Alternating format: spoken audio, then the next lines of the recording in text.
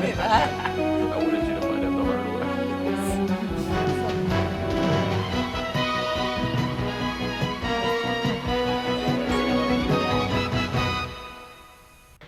Hey, these are my sisters. Hi. Hi. Ramona.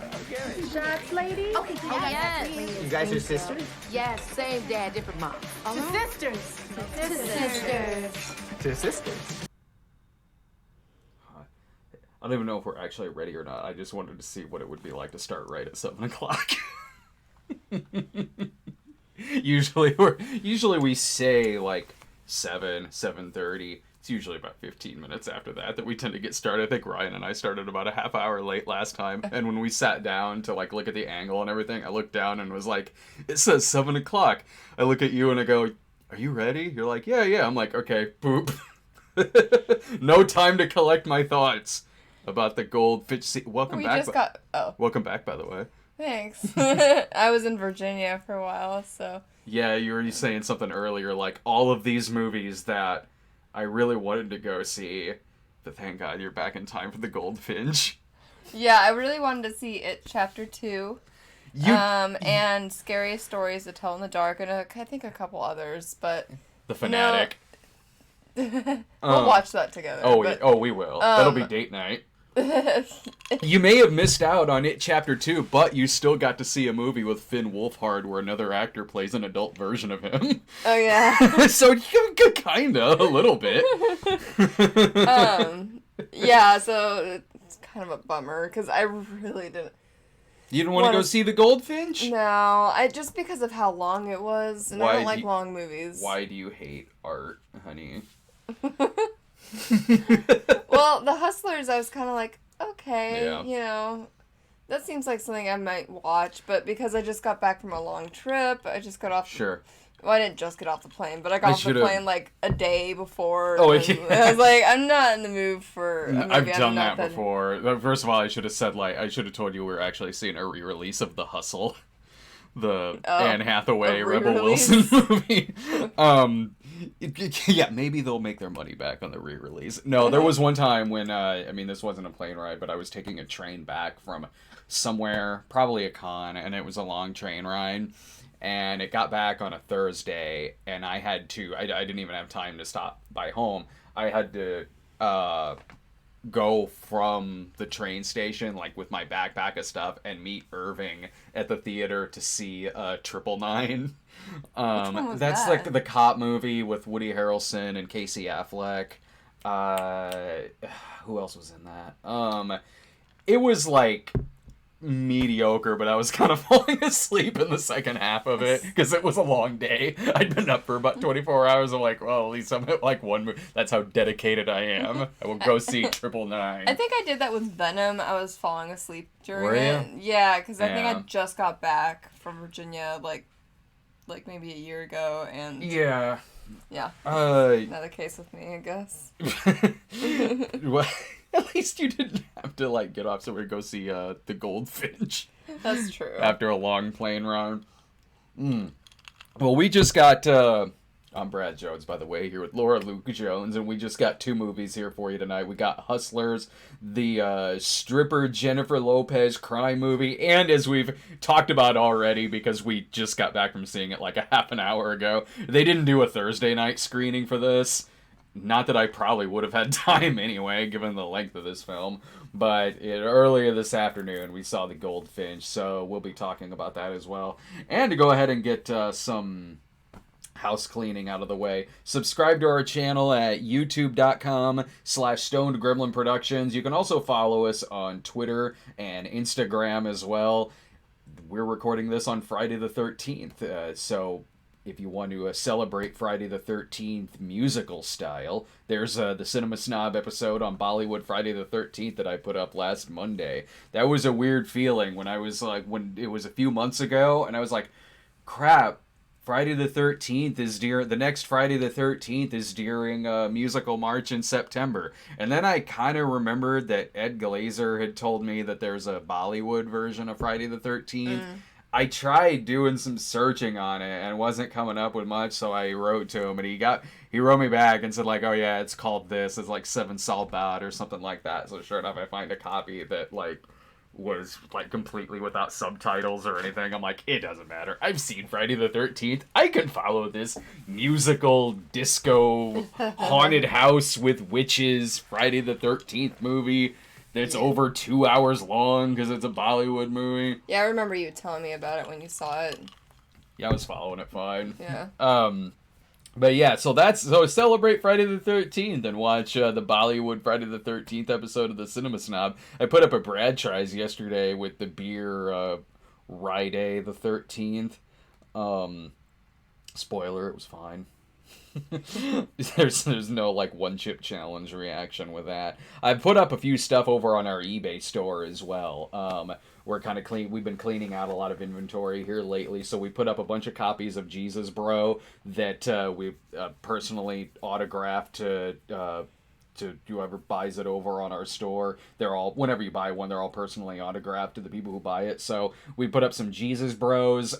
The Another Cinema Snob one sold out already, but there is an auction going on. If you see that picture there on the right with the AMC bucket and the whole Cinema Snob collection of 6 DVDs right there that includes Another Cinema Snob movie. Those are all autographed and signed. They come in that big popcorn bucket. That's an auction going on right now. Plus we have the Punches Nazis DVD is up there as well. There's a link to that in the description. It's ebay.com/USR/Stoned Gremlin Productions. Our name over on eBay is Stoned Gremlin Productions. So you look up that, you can see all of those auctions that we got going up there over on the store. I think there might be a Lloyd animated series up there as well. So you want to get into, I think that's about it, isn't it? Yeah, okay. I don't know, you would know, I don't... I just kind of you don't pay attention to my... I just kind of sit here like, alright. When's he going to stop talking about himself? That was our first date. What? Like me advertising stuff on my eBay store? Well, if you want to find out more about me for the second date, I am selling autographs over on my store. Here's my card. That's really cool. What is it now that... Oh, let's just wait for him to die so I can get all his diamonds. I think I've seen this commercial. Isn't that the Progressive Flow commercial where she's on the blind date with the guy? I should play Flow, or the Millennial Flow. Or yeah, I'll be the loser schlub guy she's on the date with. It's the part I was born to play. All right. Oh, also, submit to our super chat as well. We answer the super chat comments. We read. There's already a couple in there. I see. We answer those and read super chat comments in between the reviews and at the end of the show as well. And we only got 2 reviews tonight, so let's go ahead and. We just saw it. Let's go ahead and get into the Goldfinch. Here's a clip, and we'll be right back with that review. When you were a child, I used to catch you studying my paintings. You'd always go straight to the very best ones. The Peel, the Lane, the Copley. I used to think, a kindred spirit.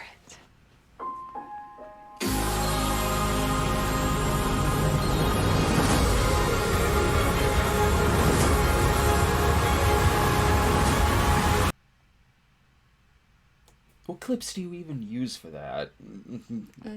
Anyway, Goldfinch.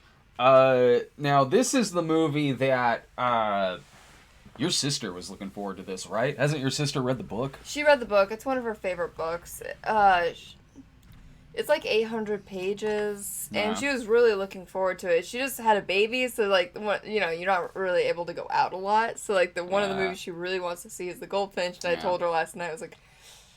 it's supposed to be pretty bad. Oh, well, yeah. if we didn't know that going in, then when we walked into the theater when the trailers were on, there was this, like, schlubby dude walking behind us. Oh, right. Yeah. Who, he just went into the theater behind us and then just said to the back of our heads, like, this has only a 26 on Rotten Tomatoes. He didn't sound like that. Yes, he did. He so did. What did he sound like? Oh, this had a 26%. No, he just sounded like an old guy. He was like, I hear this has 26%. I hear this has 26% on Rotten Tomatoes. No, he didn't. Well, maybe he did. I just really... When strange men talk to me, like, that I don't know... I tend to just block it out. So. Again, that's why we had to go on a second date. Yeah, so like, is Rotten Tomatoes just hire these people to just walk around to different movie theaters and try to coax you into seeing something else? Oh, sir, I know this is getting bad reviews. I kind of wondered, because the trailer for this movie, looked like it's being advertised as like an awards contender.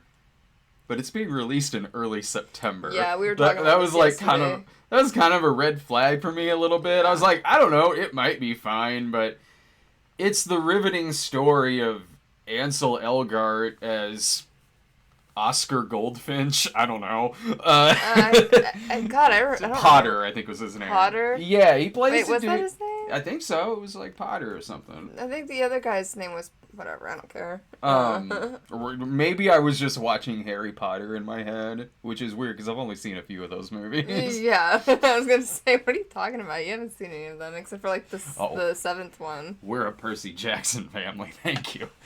No, like this. I haven't seen any of those. Those came out back when I could just send somebody else to go see movies I didn't want to go see. No, like I asked Sarah if she read this book. Did she? No, she wrote back and she goes like, I didn't read that. That sounded like a stone cold bummer. I guess, yeah. Yeah, so this is the movie where Ansel Elgort, he's in an art gallery as a mom with a little kid when he's not played by Ansel Elgort. And there seems to be some terrorist bombing that happens. And he goes, what is this movie about? Like, seriously, like, what is... It seems like it'd be better as a book. From when I was Probably. watching it, I was like, this seems like it's a better book than it is a movie. I'm frustrated talking about this. My sister was talking about it and saying, like, this book is, like, an unadaptable book. Yeah, that's what they all say whenever the adaptation turns out bad. I don't know if this book or this movie took any liberties. I don't know. So, like, it's kind of hard to say, like, okay, is this book, or is the movie really being true to the book or not? So, if I make criticisms, it's not, like, because I think the book is bad. My criticisms on this movie are, this is, when I was watching this, I kind of felt like I was watching, whenever something tries parodying an Oscar contender. There was a fake trailer once, some years ago, that's pretty funny. It's like, I'm sure it's on YouTube. I forget what site it originally comes from, but it's like every Best Picture nominee, the movie, or something like that. Yeah. And it's this fake trailer that goes along with the characters are like sort of explaining what they're doing. So it ends with this like sweeping music and guys standing there giving a toast, going like, sweeping music as I'm saying something poignant right now to everybody. Like, this is what this movie felt like. This felt like a fake movie on The Critic, like the tea cozy. Like, I don't know about that. oh, it did to me. I guess It a little so bit. did to me. Like, go on with my tea cozy. Oh, what? It's just a bloody tea cozy. When did that happen? I kind of started. On The Critic? Well, it didn't happen in this movie. Oh, It I was happened like, on The when did Critic. that happen? I think I was like, I don't Replace tea cozy with the Goldfinch, and you kind of got it. Like, we were talking about this earlier, like, it's definitely a failed Oscar movie, but it's not as bad as, like, no, Welcome to yeah. Marwen Well- or Collateral Beauty. Like, it's just kind of more boring. This movie is It's pretty looking. There's it's good a shots. well-made movie. The acting is fine. It's the kind of movie that it's hard for me to pinpoint certain things about it, whereas it's not like a lot of those other Oscar grab movies that just kind of fall flat on their face, like Collateral Beauty, like Welcome to Marwen, or Downsizing, or something like that, Yeah. where it's a lot of big ideas put into a movie and it just doesn't kind of work out.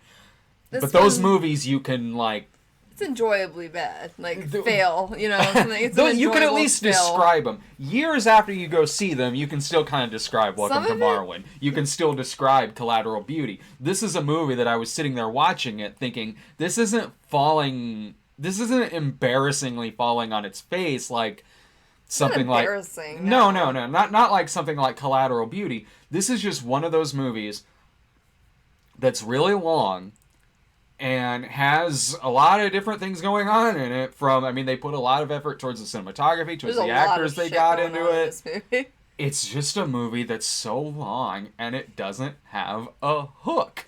I kind of felt like... Sorry. No, go ahead. I kind of felt like... It's been a long time since I've seen this movie, so if I'm comparing it and it doesn't seem like a fair comparison, then maybe you're right. But it kind of felt like Boyhood sometimes. It's funny you mentioned that, because I was kind of thinking the same thing. Really? In the movie. Okay, yeah, I was like, this feels like Boyhood. Like, I really wanted to like Boyhood. Yeah. This is not as good, this is totally not as good as Boyhood. Boyhood had more interesting ideas, I felt like, but, Was it all the art talk and, like, the fact that both movies have a lot of art? I hate art, you know that. No, that's not what I mean. I just mean, like, why, like, if you want a great movie that goes along with that, just stay home and rent Bean. The Mr. Bean movie. It's the best movie about art ever made. I haven't seen that.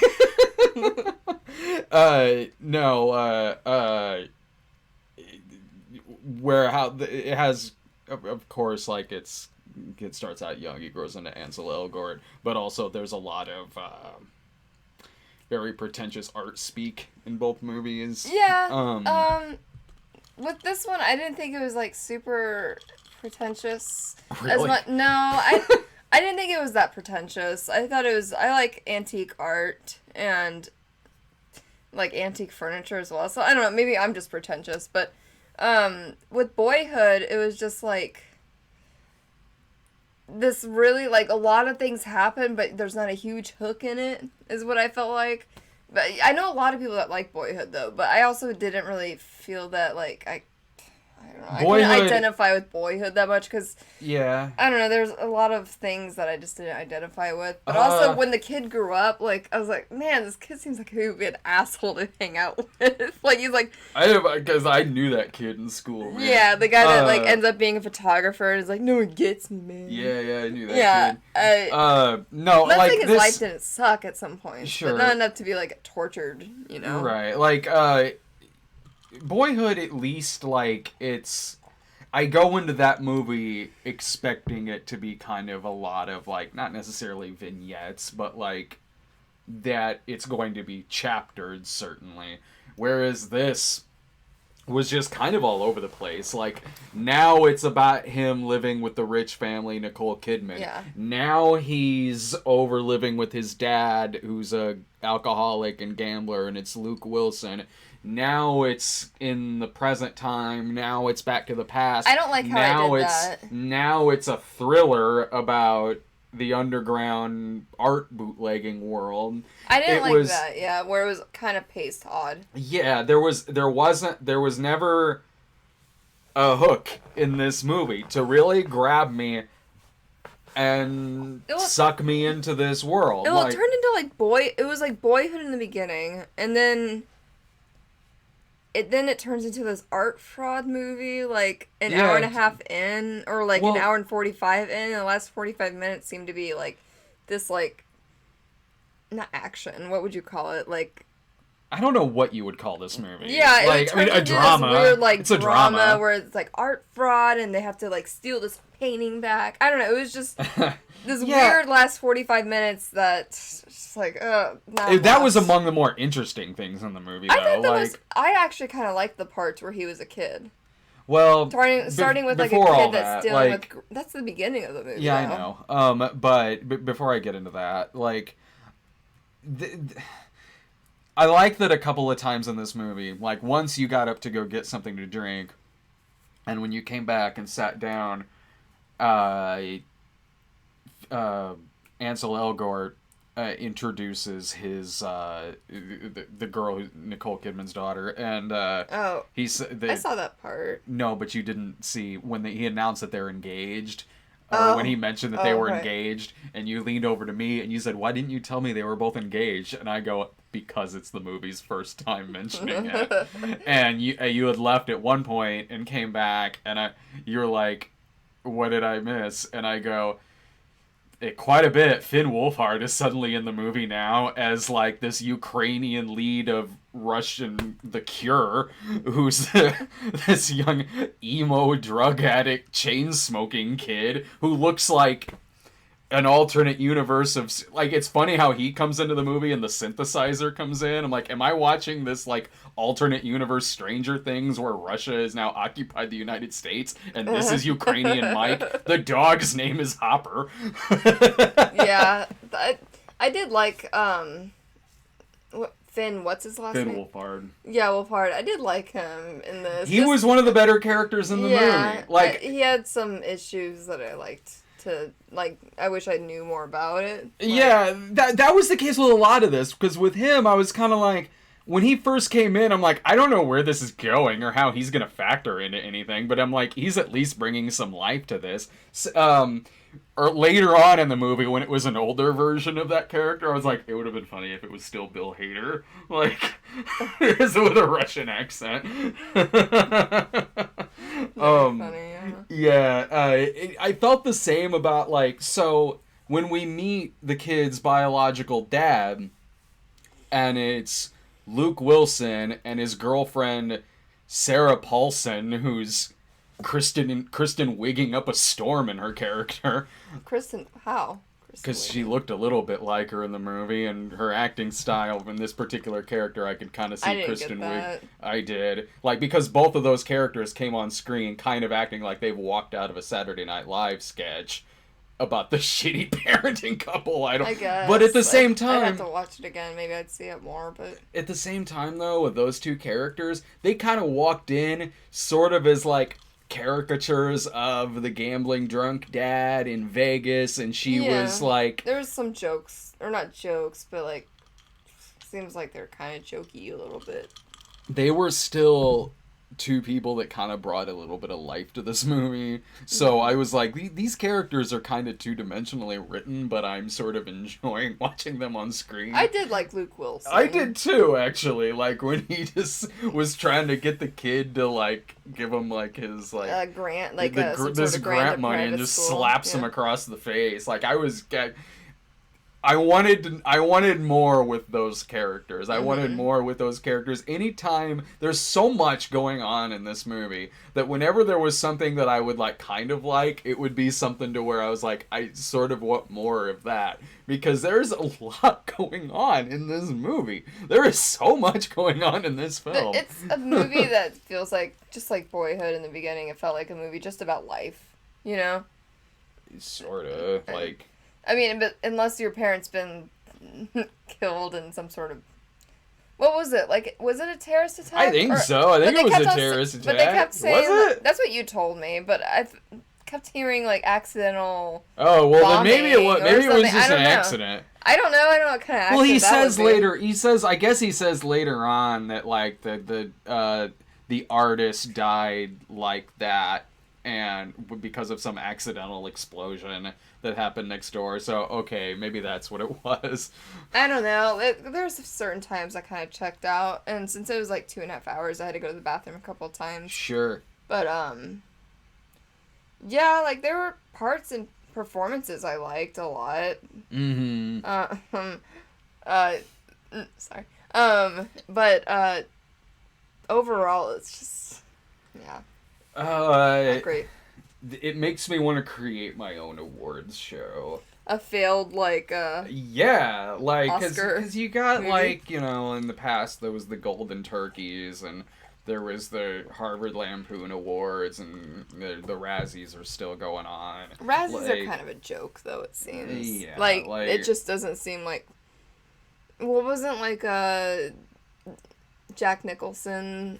Stanley Kubrick was nominated for yeah, the like, Razzie it's just... for The That Shining. seems like it's just, like, a joke. It's like, okay, these are just not appreciated in their time, or they're either, like, just so, like, not mainstream, they get a, you know... The Razzies Razzie seem kind of for- like an award show for people who don't see a lot of bad movies. Like, not to say that not to say that there haven't been years where I'm like, yeah, okay, they got it good with that one. Like I Catwoman or something. No, like, or like, I think I think Kirk Cameron's Saving Christmas got it that year. I think Hillary's America might have, or Death of a Nation.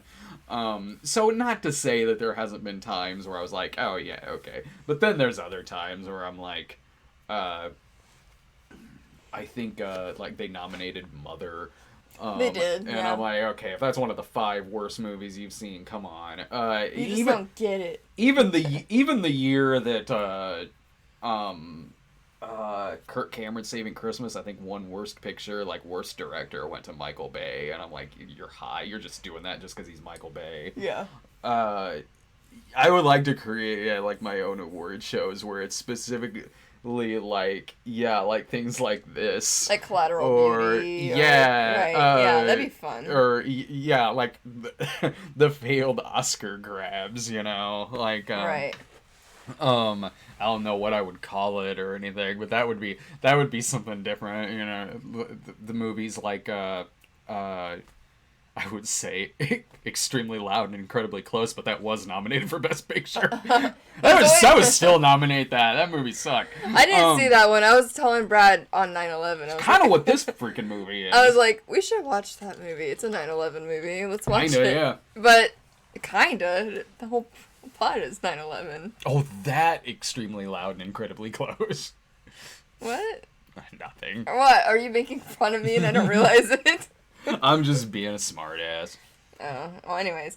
But yeah, I can never pick up on his sarcasm, even though I've been married to him. Am I that good?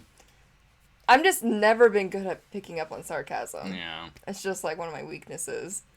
Oh, one of my strengths is sarcasm. Exactly. That's why we're perfect. Exactly. Anyways. There's always that Tom Hanks movie that, like, every dad wants to see. Like, even though it's like, meh. Like The Circle? No, like, I don't know, like some war movie or something. Sure, yeah. Anyways. What was his last movie? What was his last movie? Was it The Circle? I mean, one that's, like, only him, mostly, Yeah. That was more of an Emma Watson movie, but... Yeah. Oh, yeah. That's right, she was in that as the lead. The Mr. Rogers movie looks like it might be alright. Oh, yeah, that looks like that'll be good. Yeah. I like Tom Hanks. Mm-hmm.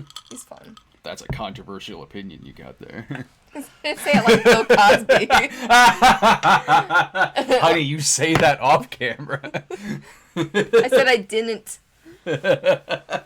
I keep telling you, no, we can't review Lettered Part 6. I still Why? want to see... Because it's Bill Cosby? No, because it's terrible. I still want to see Ghost Dad, out of curiosity. Horrible. Oh my god. But I probably want to support him in any way, but... Yeah, probably. Well, Hickey and Boggs was alright. Uptown Saturday Night was pretty good. I really don't know that many besides Ghost Dad. Let's Do It Again was pretty good. There was the Devil and Max Devil, and that was alright. He plays the devil in that. I will only watch Bill Cosby movies if he's playing Satan. Well, he's dead in Ghost Dad, right? Here you go. Yeah, I haven't seen that since it came out. Yeah, he's the Ghost Dad. He like walks through doors and shit, and like has his hat up like as he's going through the door. I'm assuming the box cover is just the entire movie. What? The Balloon Pops, or whatever he says. I've never seen a stand-up, and I've never found him appealing before, like all that stuff. Don't you go Ghost Dadding in this house. Anyways. Anyway, that was our review of the Golden... A tangent. But would you recommend it? No. This? Yeah. Also, did you like the like adult parts more or the kid parts? Man, this movie was just... all the way through it. Like, it was just... There was nothing grabbing me. Whenever there would be, it would just... I leaned over to you when the heavy dramatic music comes in, when the guy's like, I know you took the artwork, and like, dun dun dun dun dun. I lean over to you, I'm like, I guess that's what the movie's about now. Because that's what I felt throughout this whole movie. Every half hour, I would sit there and just go like, I guess this is now the plot. Now the plot is him and Finn Wolfhard, they're doing drugs together and shit. Now the plot is they gotta go to like, out of Amsterdam and shit to get the painting. Right. It was just a flat movie. It was a flat, monotone, uninteresting slog. Like it's so what like not it's definitely not one of the worst movies I've seen this year. Like not at all. It was just it's hard to talk about. Like the other movies, like we talk about, like the bad Oscar bait movies are easier to talk about than this. This is just dull. If you like the book a lot, I'd say see it out of curiosity. Out of curiosity, sure, but it's got the cinematography's good, the acting's good, so I'm like, okay, maybe if you want to rent it or something like that. Maybe as long as the book is, it would have been better serviceable as a miniseries. But it's not bad enough for me to be like, oh, F this movie. But No. it's ambitious enough for me to be like, well, if you want to just rent it some night or something and order a pizza.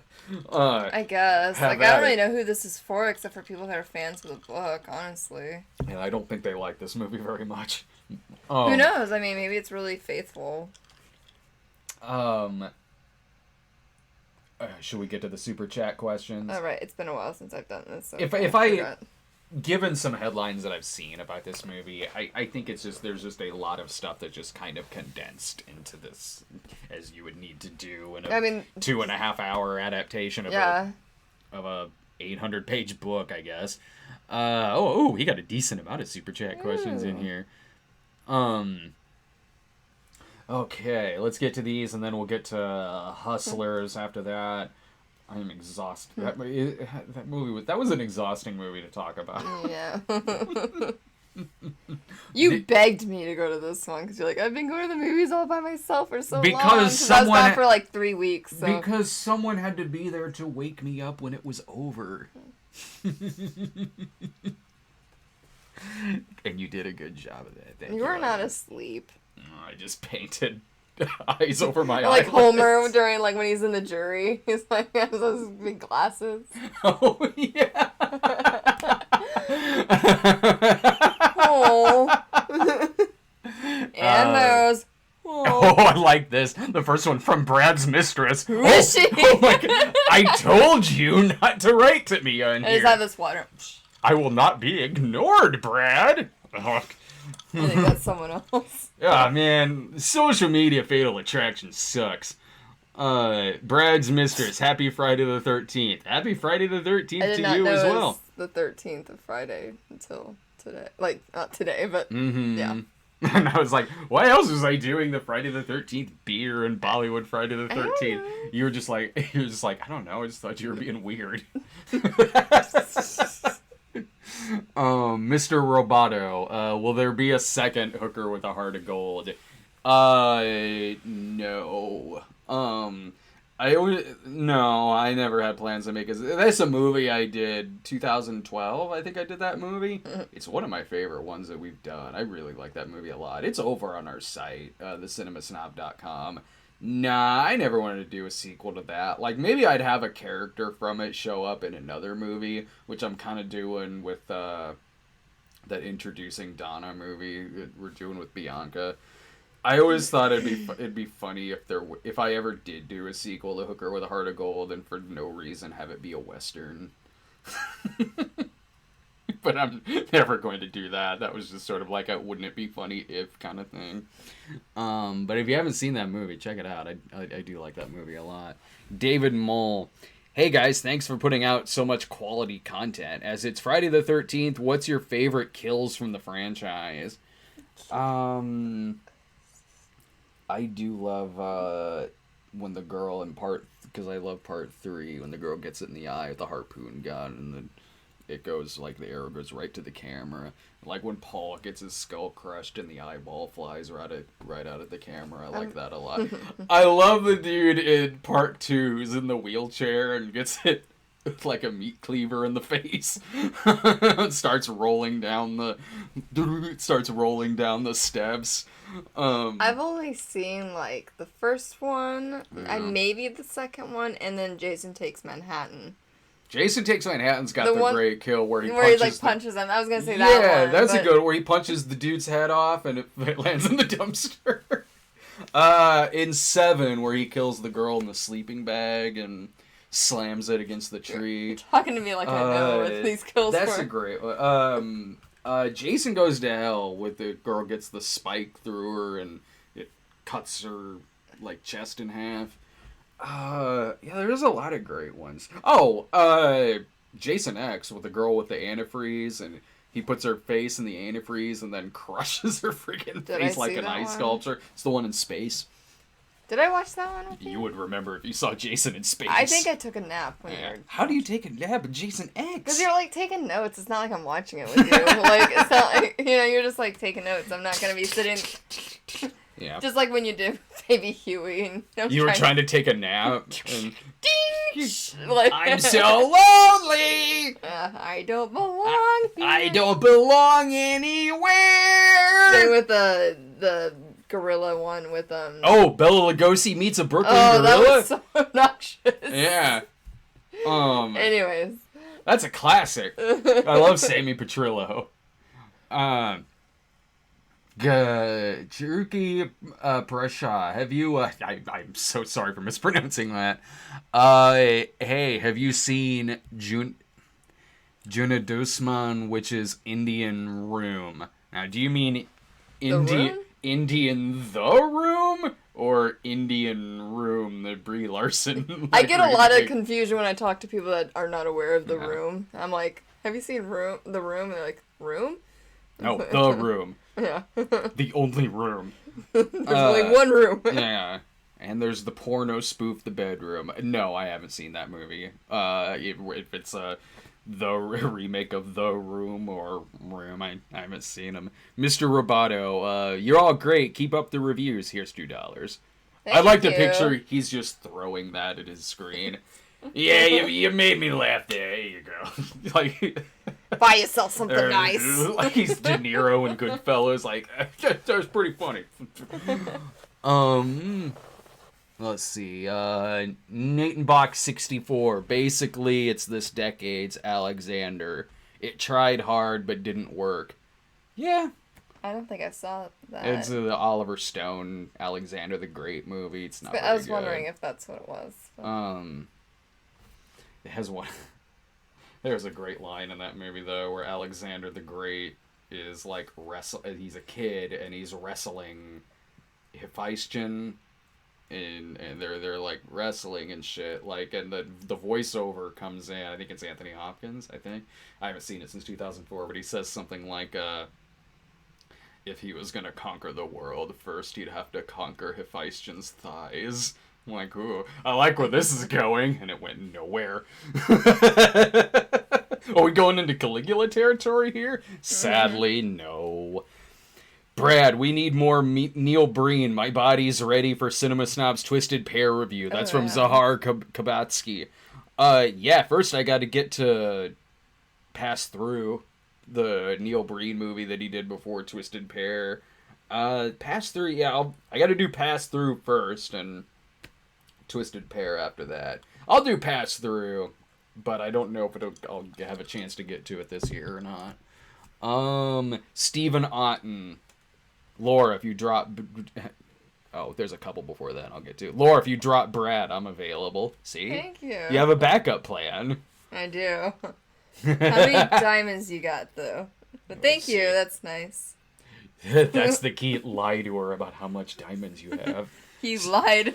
Stephen Otten again. Here's some money for the Hickey and Boggs reference. See, people appreciate a good Hickey and Boggs reference.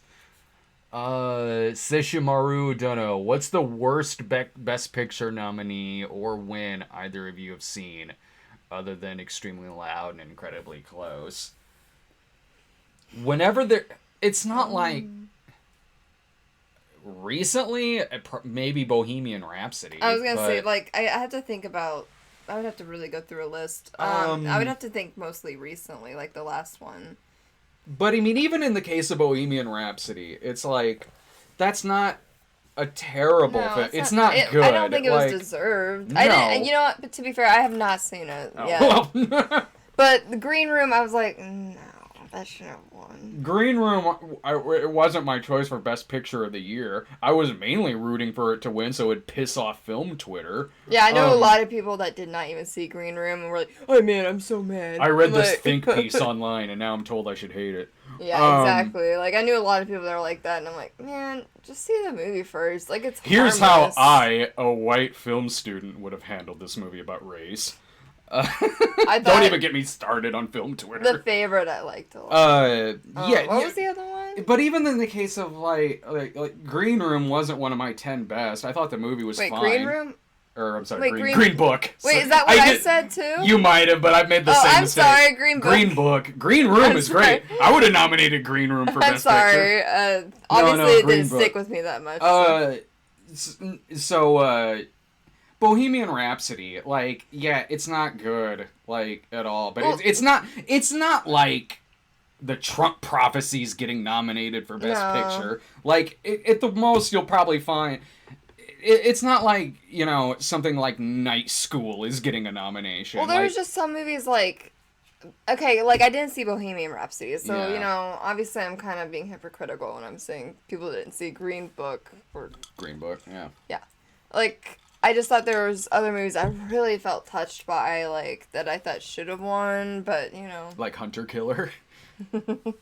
Yeah, that touched me. I really had to thank for some reasons.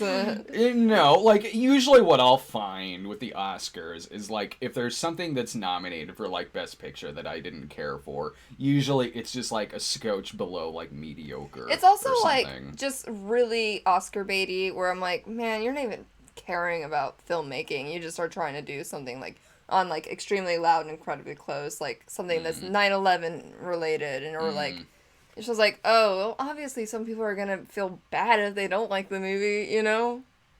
Yeah, a lot of critics didn't like that movie. Yeah, but, I mean, as far as, like, audiences go, you know, Sure, like, sure. so, I don't know, I'm wrong. I'm not a professional critic, so.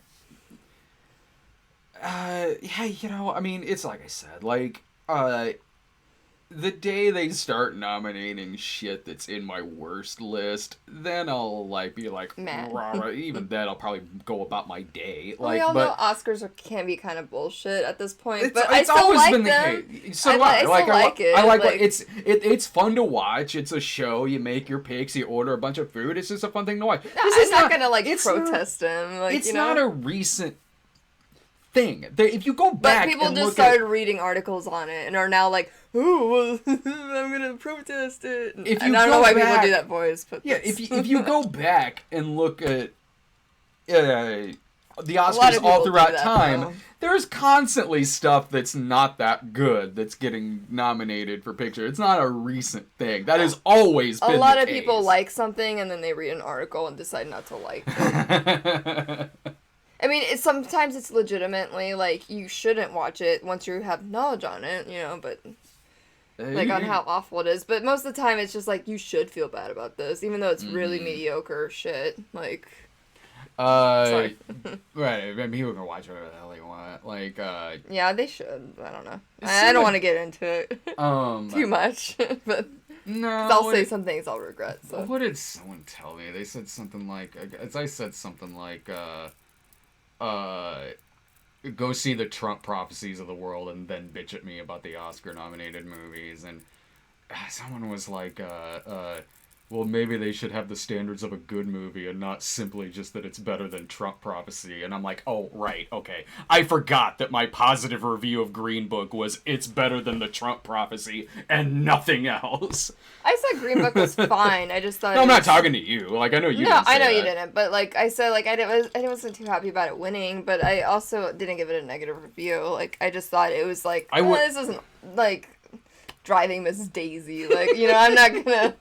At least the movie dropped me off at the Piggly Wiggly. Like, I can't get too mad at it. We should get to the next question. I don't want to get into, like, people are allowed to watch whatever they want because people are going to get on me about that, so. Or even, like, I don't care, but. Whatever. Do you have any opinion? Steven Dorff's comeback. Do you have any opinions on the movie Cuffs? I haven't seen Cuffs since it first came out. I remember thinking it was entertaining when I rented it. Maybe I'd have to watch it again. There's other Christian Slater movies from around then that I watch way more, like Pump Up the Volume or True Romance. Hell yeah, True Romance. He was in that one movie. Broken Arrow, hell yeah. The Glenn Close movie, The Wife. Oh yeah, yeah. You missed this question. No, I didn't. Mr. Snuff said, you... Laura, if you drop Brad, I'm available. No, Lloyd. Oh, Lloyd! Oh! I'm the same to him, but maybe a little lesser than Lloyd. They both have 5 letters in their name and start with L.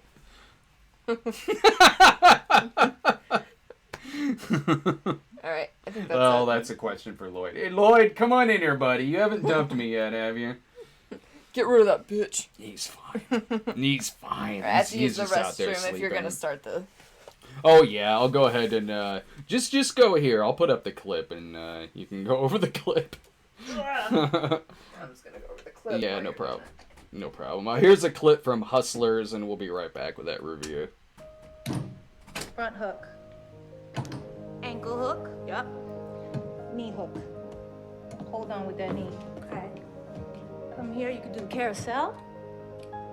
Put your head down. What if you don't have muscles to do that? You have muscles to do this. I don't have any. Every girl has muscles to do this. This one, this is a martini. Fireman down.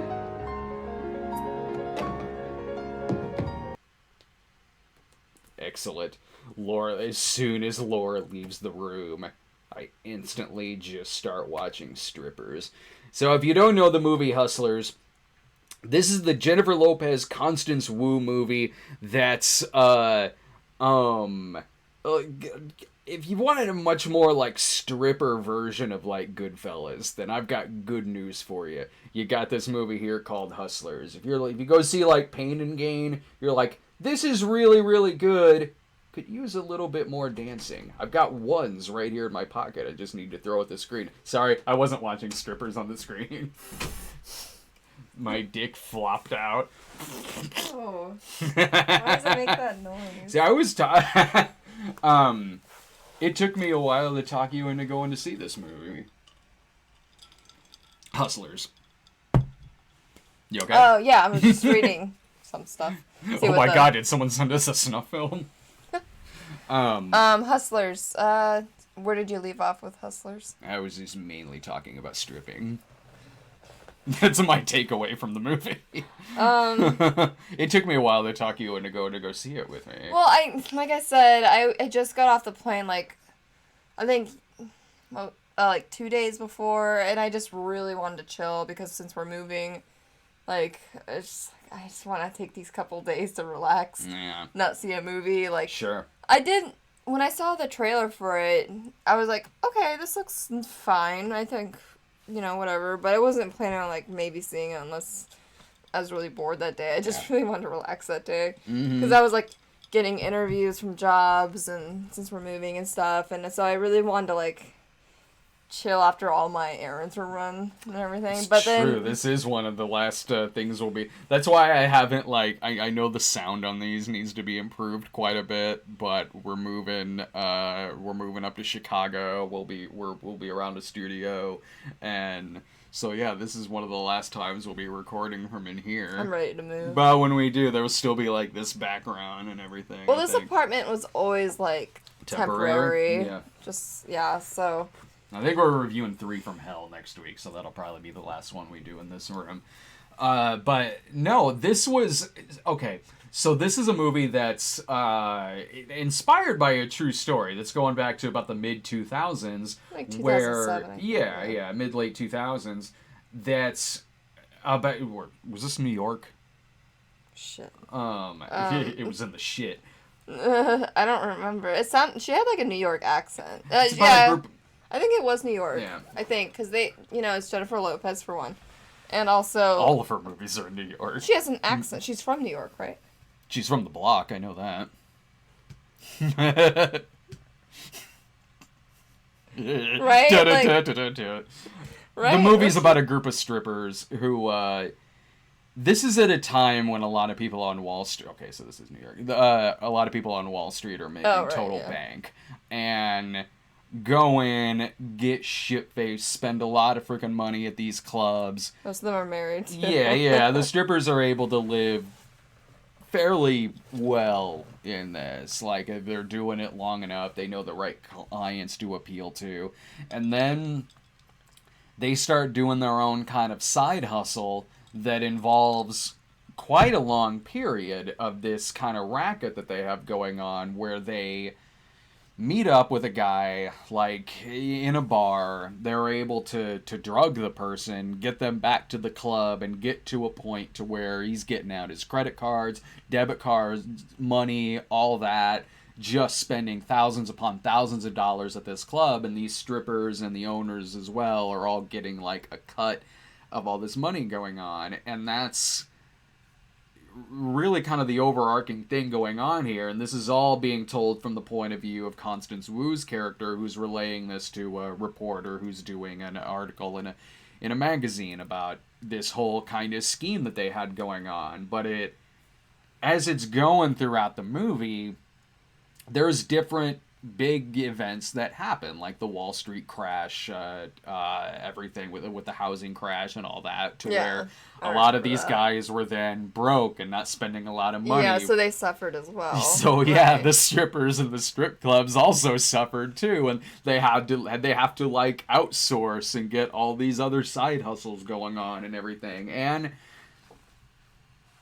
it does reach a point where at first they're kind of doing all this because these are a lot of sleazy guys who are coming in there. They get a little too greedy, though. Yeah, like once it gets later on in the movie, you see from the other side of it the effects that this actually is having on a couple of people who, flawed, sure, but didn't deserve that, what kind of became of them. And you see all these girls kind of turn into kind of the Wall Street guys. Yeah. What they sort of were fighting against to begin with.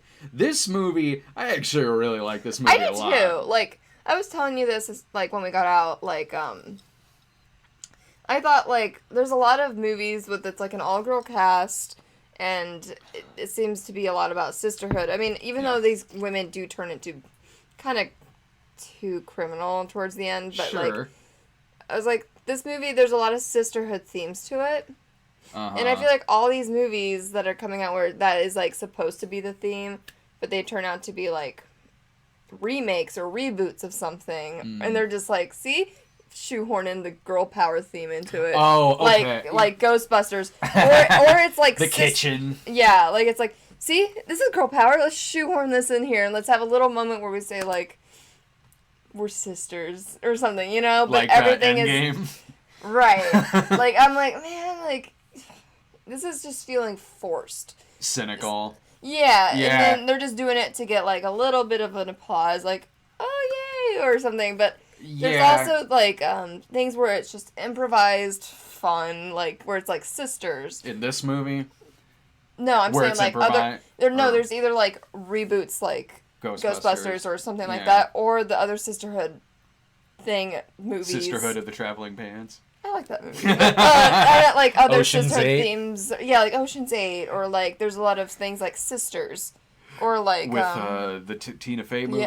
Yeah. Like I feel like that's all those like movies are. Well, like when you're getting into like Ghostbusters and Sisters, those movies. Yeah, like there's a lot of parts where they're going off script and kind of doing a lot of improv, and like the movie will kind of pause for that to happen. Then Ghostbusters you have was like that too. Ghostbusters was like that. Then you have The Kitchen, which was not a comedy, so it's not like they're just pausing to just improv for a while. But that was a movie where there was nothing authentic about it whatsoever. Right. It was all just cynical, winking at the audience, rah-rah type lines that were very forced, very cynical. It felt very ungenuine. Like This doesn't do anything like that. This is a movie. You have a lot of scenes in this movie where the girls are just hanging out together, like in the green room, in the changing area at the strip club, and they're all just having small talk with each other. Yeah. They're all cursing, they're smoking, they're drinking, also they're using their sexuality as empowerment, which I like that a lot.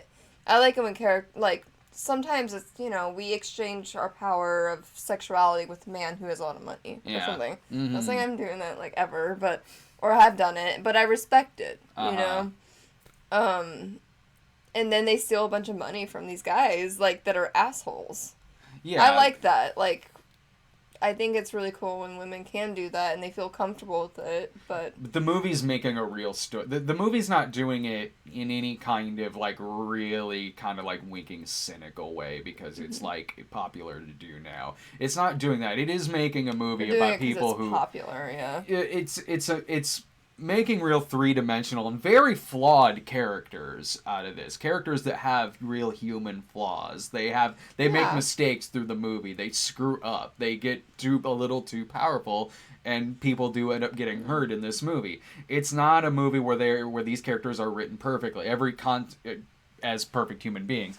And when they sit there and actually talk to each other, joke with each other, get mad at each other, it feels very human. It feels like these are real human beings hanging out with each other, friends, doing this thing together, and supporting each other through the whole thing. And as the movie goes on, you see how it got to that point where they're dealing with all of these Wall Street guys so long. No, go ahead. A lot of movies that are about, like, girl power and, like, feminists, I had noticed, like, kind of, like, overshadowed, it seems like, by other really crappy movies or, like, reboots or something. But, like, something like someone pointed out, like, Annihilation. Like, that was a really great movie where, like, they don't have to make a point to make it, oh, we're feminists, like, not that that's wrong to do at all, but, they're not, like, trying to do it because it's popular or, like, they're trying to... Or that it's trying to have this kind of audience moment. They mentioned Windows, too. That was a really good movie. I didn't see that one, but Annihilation did it great because you're engrossed in those characters. You're engrossed in those stories. When you do it lazily and a movie just kind of stops for whatever reason to kind of just have this moment, it is forced, and also... you're taken out of it to the point where suddenly you know you're watching a movie. You know what I mean? Right. Like, suddenly it's like, okay, you've just kind of taken me out of the story. Like, they're just actors, like, they're not people. Yeah, and now I feel like I'm just kind of watching this movie. This goes along with movies like Annihilation and Windows. And also, the kind of crime drama this movie is that you could put in with the same category as, like, Wolf of Wall Street or Goodfellas. Oh, yeah. I mean, it's all about, like, money, crime, heist things, I see a lot of movies that are also in that category where they're almost too much like those other movies to a fault, to where they almost kind of don't even have their own voice. Like, Boys Club or something. Oh, Billionaire Boys. Oh, what is it? Not Good Boys Club. Billionaire Boys Club. Yeah. I would rather watch that Ansel Elgort movie than That's Goldfinch. the same guy, right? Yeah, Ansel Elgort. I was thinking that. Sorry. That or War Dogs, I thought was fine, but it was definitely a movie that was just kind of aping other movies. Right. Gold wasn't very good, so. A movie like Gold or War Dogs, you're just kind of instantly thinking of all of the better movies that those movies are trying to be, whether they're trying to be like Goodfellas or Wolf of Wall Street. This, certainly you see inspirations there, but it was such an engrossing story with these characters and a pretty fresh plot that I didn't feel like I was just watching a retread of, like, Goodfellas or anything like that. I felt like I was watching something unique in terms of, like, original. This kind of, like, crime drama. So I had a really good time at this movie. Especially, like, it's been a while since I've seen a Jennifer Lopez movie that I liked this much. Yeah, I like... She was really good in this. She's great in the film. This reminded me of, like... This is one of her best performances I've seen in a long time. This reminded me back in, like, when she would do some really cool movies in the 90s, like Out of Sight or U-Turn. Or The Cell. I like The Cell a lot. Some stuff she do in the early 2000s too. This reminded me of, like, those days of when she would put out some pretty, like, cool daring flicks. She's hot as hell. She looks great. Yeah. I know, like, what is she? How old is she? In her 50s? Early 50s? She's not 50. She's got to be close. Like, I was like, damn. Like, I'm, like, looking at her right now, and I'm, like, looking at myself, like... Oh, come on. Well, I don't know. She's way more... Well, I mean, like, I can't slide up and down a pole like that. I don't have that upper arm strength. I've been keeping that giant lamp there for a reason. That was not... That Honey. flimsy-ass lamp. You're gorgeous, honey. No, I'm not saying I'm ugly. I just meant, like, her body is all in Yeah. shape, and I'm like, man, like, I can't do that. Well, let's go see this movie a few more times. What? No, I'm kidding. I've got the strip scene. The strip scene I pulled up, it tells you how to hang from a pole. There's like My friend was trying to do, like, pole dancing classes, and she's Yeah. like, I did not realize how much strength you really do need to have for that. There's like a telephone pole outside. Yeah, I'm gonna start doing it outside. I'd be really careful though. Yeah, just put a hat down on the ground, like, you Yeah. want to see me attempt? Do I? That'll be the new show on the site. But she's just like, I don't know, she's like in a thong, and like, She looks great. she looks great. Like, And she's playing her age in the movie, like she's playing like an older stripper here who's been Yeah. who's been doing it for quite a while.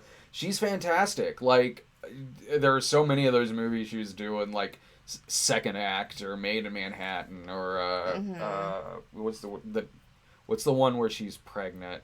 there was Monster-in-Law, right? Oh, there's Monster-in-Law with her and Jane Fonda. What's the one where she's? I keep wanting to say The Next Best Thing, but I think that's the Madonna movie.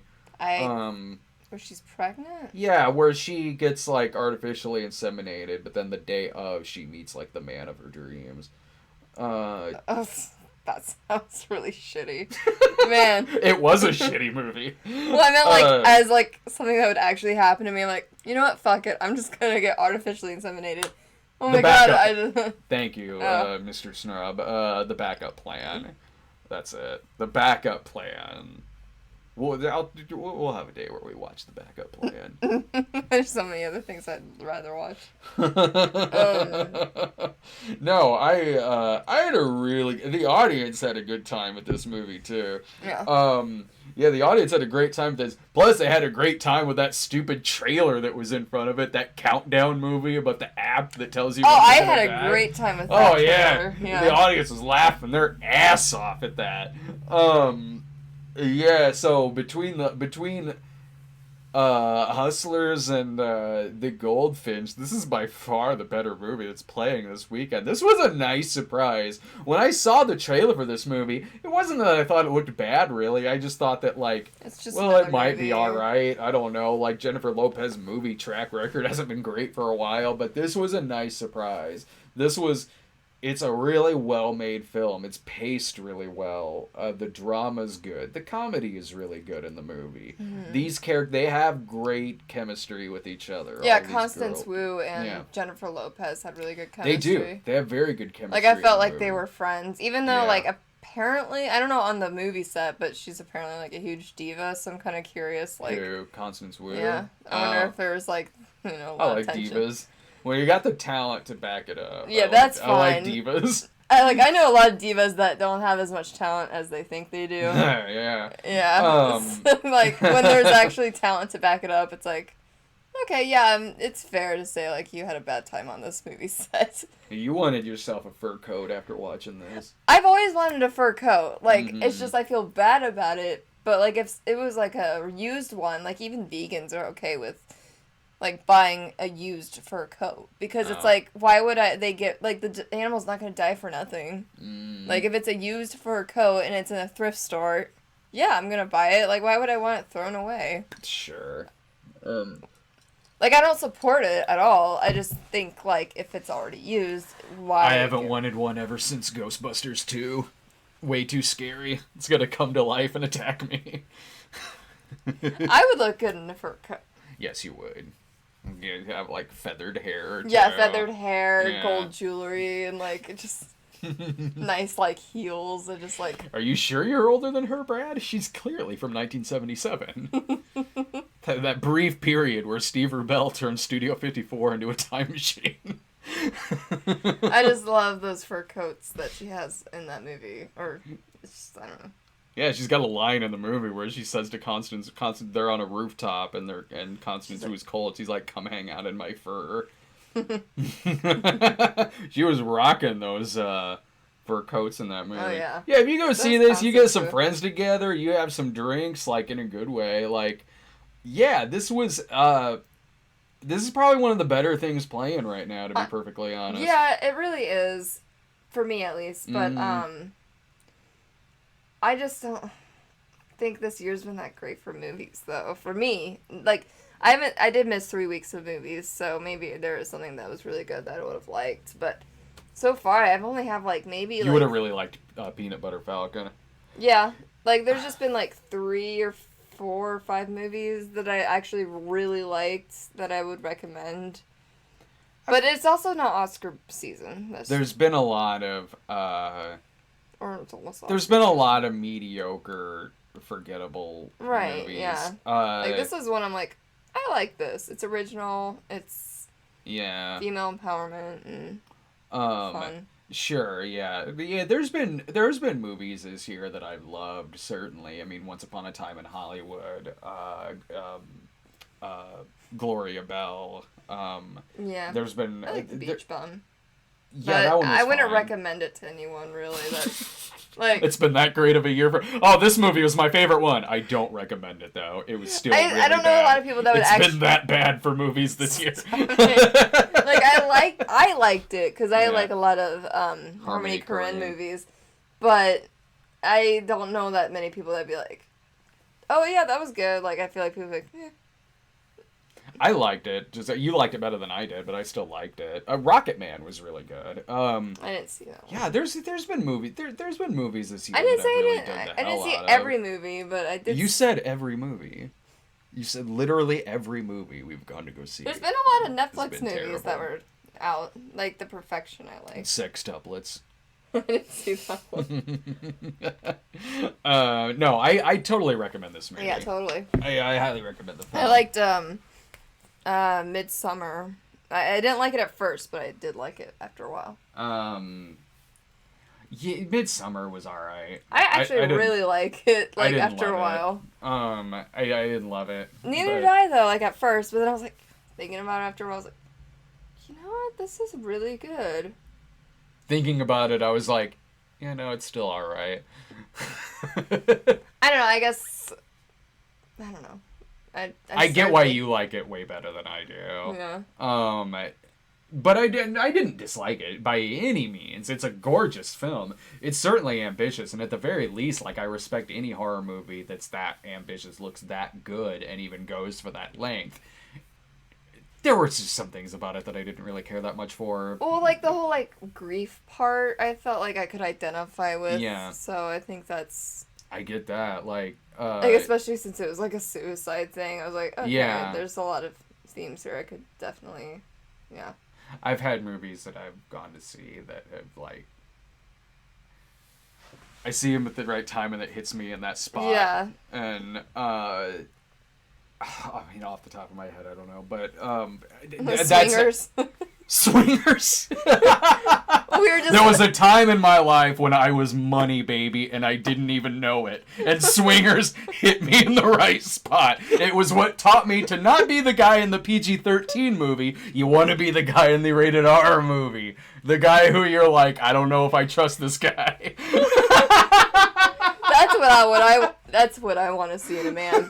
I don't know if I want to trust him yet. He might think of me as a rabbit, and he might be an evil. What was it, bear? A rabbit, I think. No, but Wasn't the man, he's like, you want to be like a predator. Oh yeah, okay, yeah. I'm like, that's not great advice. It is good advice to maybe wait a few days before making the phone call. At the very least. Don't leave bullshit. Yes, but at the very least, don't leave 20 messages on the answering Whenever machine. I talk to guys before you, like, it would always be like, I'm just gonna be straightforward. That's what happens that's what Heather Graham does in the movie. Yeah, I think playing games is such bullshit. I mean, with you, I was like, hey, you wanna, like, hang out? And I'm like, oh, come and watch this. I'm gonna make the guy's head bleed. You thought I was a catfish. yeah, so I was playing Bass Hunter Pro. If you played Hard to Get with me, I would be like, alright, fuck this guy. Or if I leave, like, 17 messages on your machine like poor Mikey did in that movie. Oh, have you been here the whole time? Never call me again. After the first 3 messages, I'd be like, oh, he's just nervous. But then after, like, there are like 5 or so that come after that, I'm like, I don't know. He seems like he's in some shit, like, with his ex. I don't know if I want to get involved with that. Alright, let's go ahead and get to the, remaining sorry. super chat questions. Another tangent. I haven't been on here in a long time, so I'm kind of going into tangents. Ahoy. Ahoy. So hot when you said that. When I say ahoy. I'm kidding. Like, that's my word. Ahoy! That's our word when we want to have sex. No, that's my word when I finish. Ahoy! Anchors ahoy. Where's my sailor hat? Oh, God. Thank you so much, everyone, for the super chat questions. Christopher Ayers, Collateral Beauty and Goldfinch will make a great double feature in Oscar bait Corner of Hell. I don't think Goldfinch is like a good movie to watch like that. Like, no, it's not. Collateral Beauty, you could have a double feature of that. Make fun of it, you know. And yeah, you could do a double feature with like that and like Welcome to Marwen or something. Goldfinch is not even interesting to sit through. It's a slog. Like, because it's well made. It's not like it's an endurance test. It's it one really where is. it's like, I dare you to sit through all 2.5 hours of this. Like, it's just.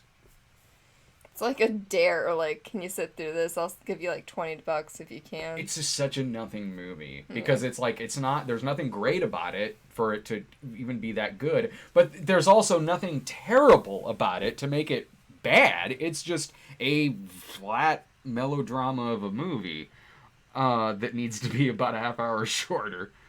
Stephen Otten, the cats will take over and Lloyd will lead them. Oh, I've already come to grips with that happening.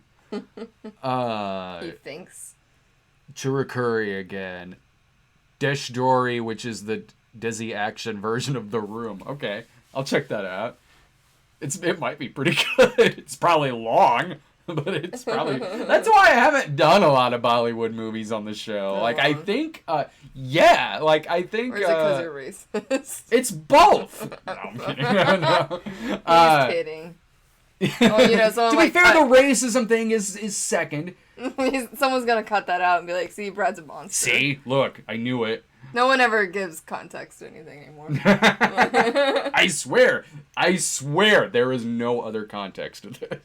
No, we just go on a full rant for an hour and 13 minutes about this.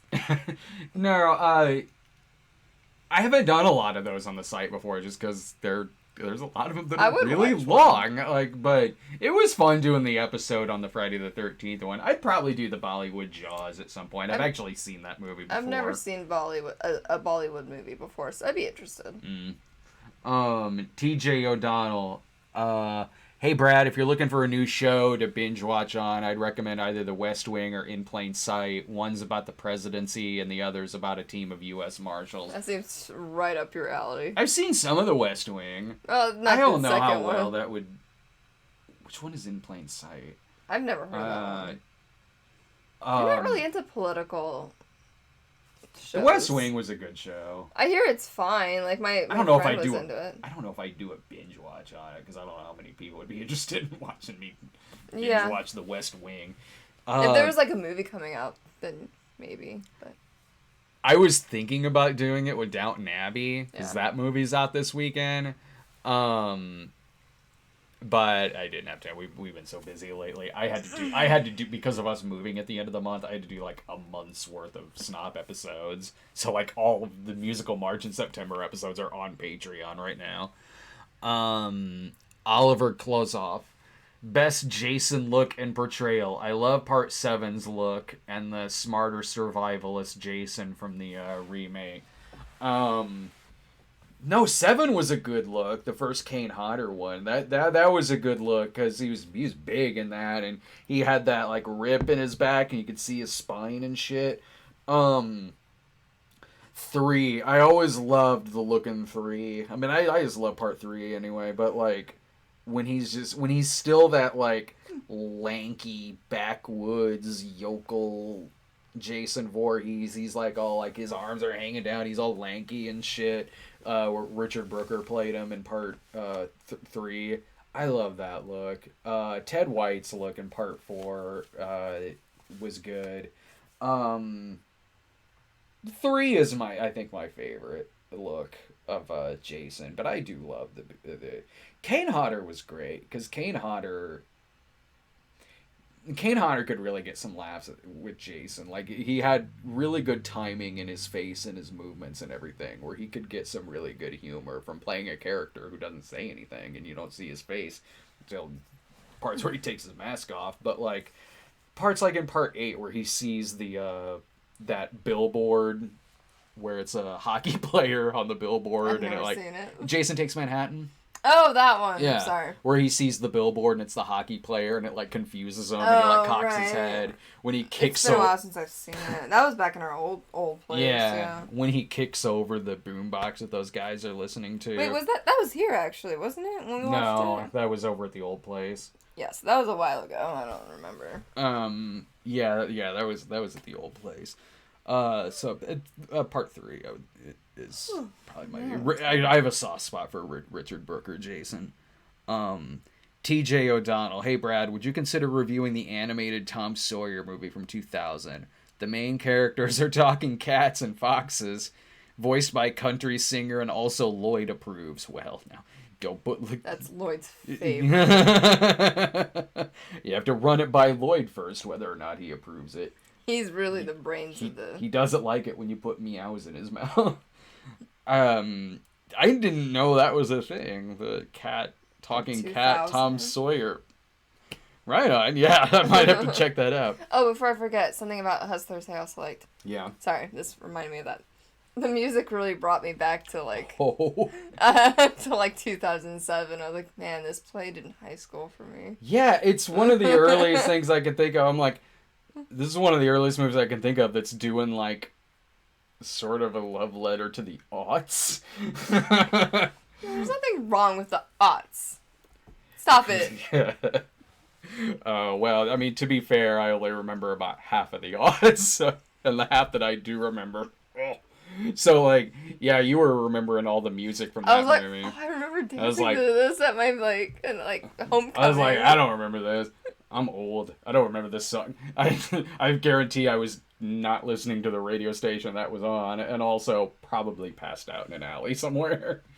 But then when they started playing Frankie, really? God. Yeah. Oh yeah. You were not. You were passed out. That happened a couple. You of times. were lucky you're not a woman. God, that's like a. It sounds like a nightmare for me. I'd be really worried about getting assaulted. No, I just woke up really stinky. It must be nice to be a man and not be afraid of everything when you're walking around at night.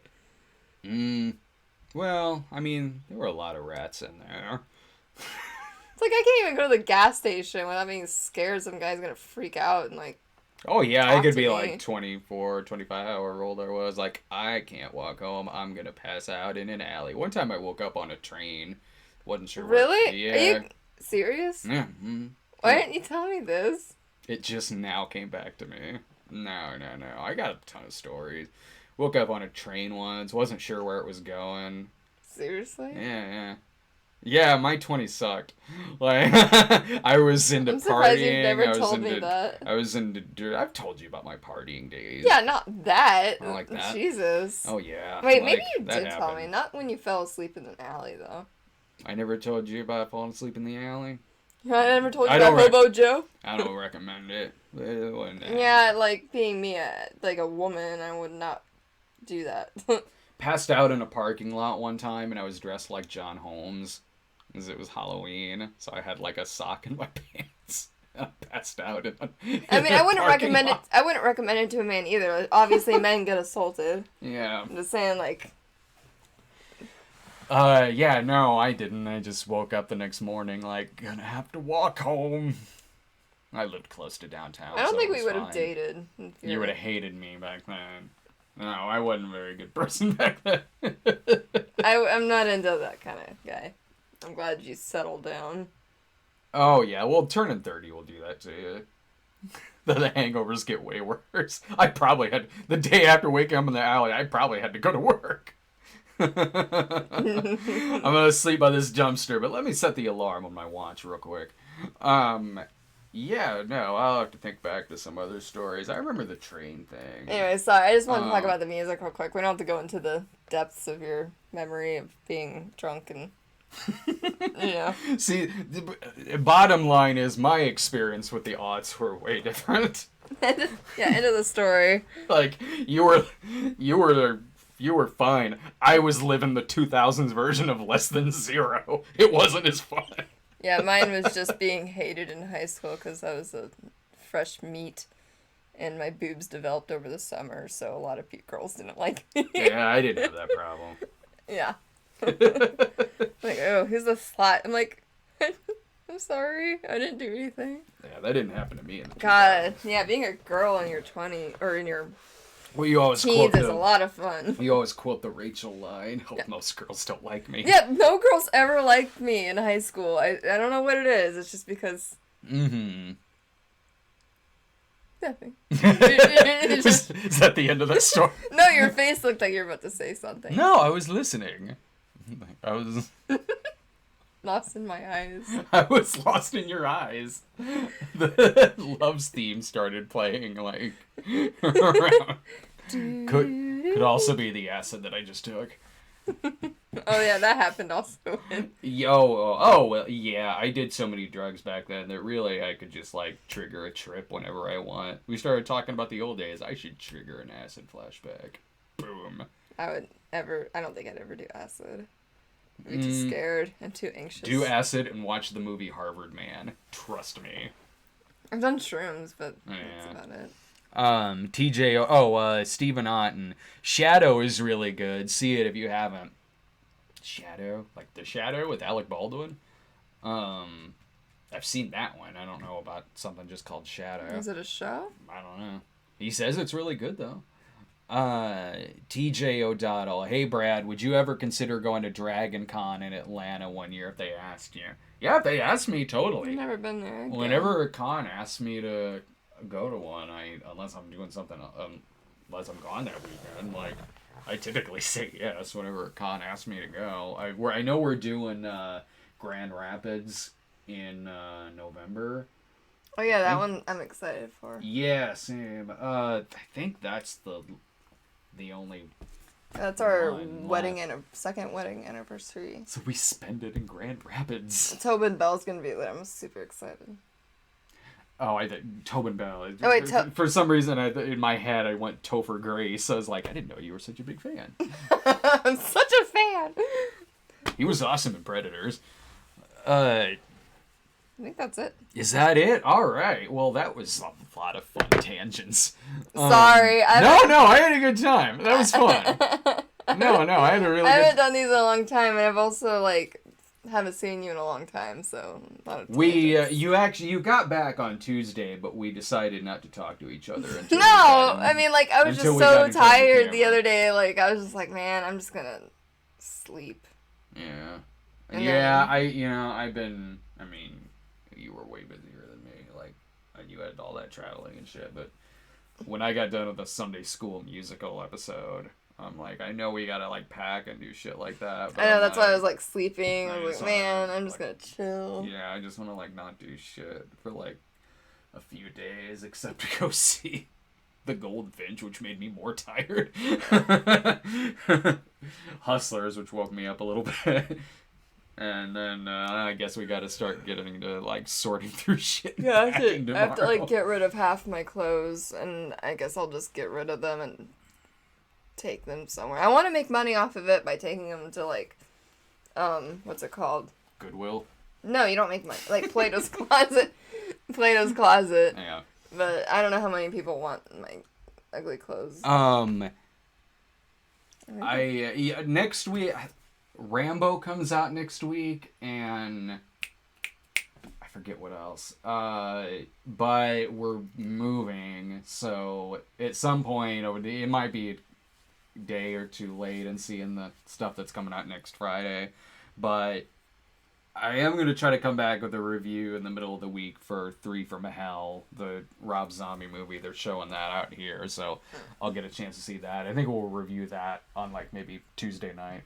But thank you so much, everyone, for thanks watching. for hanging out with yeah, my it was tangents. fun. It was fun. Let me throw up the... if you want to... I'll throw this up again real quick. Check out our eBay store. We've got an auction going up with the whole Cinema Snob collection in a fancy collector's item popcorn bucket, and all of that's signed. It's personally signed to whoever wins. So check that. That's the thing we got going on up there. We have a bunch of autographed copies of Jesus Bro. I think the Punches Nazis one is on there as well. That's at ebay.com/USR/Stone Gremlin Productions. And subscribe to us over at youtube.com/Stone Gremlin Productions. Click on the notification bell so you'll get all the notifications that come up whenever we go live, whenever a new video goes up. Follow us on Twitter at The Cinema Snob. Follow us on Instagram at The Cinema Snob. I'm starting to get a little bit out of breath, so I can tell how I bungled that word right there. So, all right. Thank you so much, everyone, for watching, and we'll see you next week. Bye.